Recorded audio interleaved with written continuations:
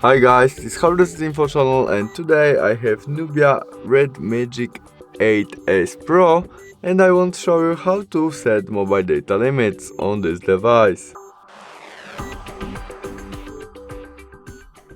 Our first step to do this is from main menu. We must go to the settings. In it we tap on the third function, mobile network, and there we go to the mobile data. Now we scroll down to data warming and limit, and there we can set our mobile data limits. In the first step we can set mobile data usage size. When our usage size start maybe first day of each month, confirmed by all by set.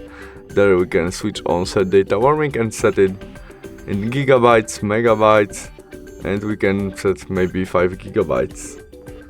It's our warming, and after that we can turn on last function, set data limit, confirm all by OK, and there we can custom it in the same style as warming, maybe 61 gigabytes. That's all. Thanks for watching. Bye.